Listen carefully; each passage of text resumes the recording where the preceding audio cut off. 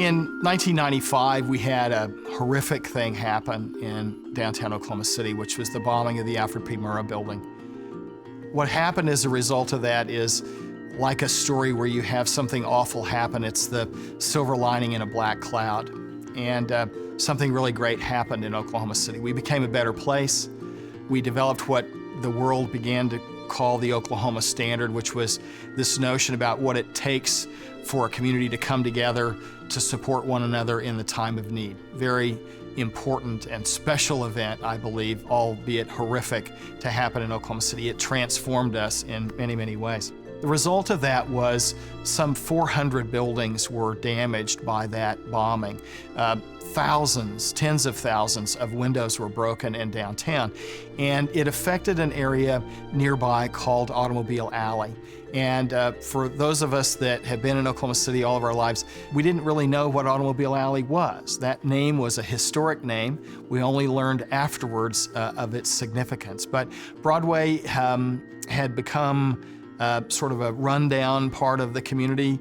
Lots of boarded up buildings. There was actually grass growing through the sidewalks. It was not a very good place, and it had just fallen onto hard times and had not seen its new day yet. Well, the benefits and the help from the federal government coming forward to say we're going to help Oklahoma City sort of gather itself up and make these improvements as a part of the community caused a number of things to happen. Automobile Alley was one of those. And Automobile Alley is from 4th to 10th Street. It's a historic district. It goes from Broadway Extension, if you will, to the alley on the west side of Broadway. And what happened was something nothing short of miraculous, which was the opportunity to re-envision this 4-block neighborhood, which we found out later was the beginnings of the automobile era in Oklahoma City. And if you start at 4th Street, the original Daily Oklahoman building is in that location, which was built, I believe, in 1912, which was after statehood. Next door to it is the Buick building, and the Buick building has this marvelous cast limestone moniker across the top that says Buick in the original Buick script. Was the original automobile showroom in downtown Oklahoma City.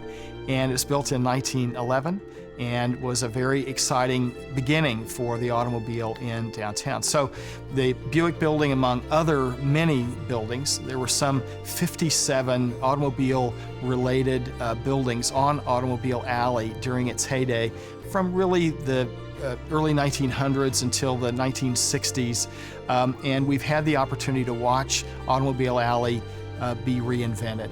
And that's truly what's happening. The board instigated a concept called the Neon Sign Grant Fund, which was to help fund new neon signs on Broadway, reminiscent of those early days when it was the automobile capital, if you will, of the community. 9th Street has grown. It's now a very bustling area of restaurants and so forth. We're having housing come into the district.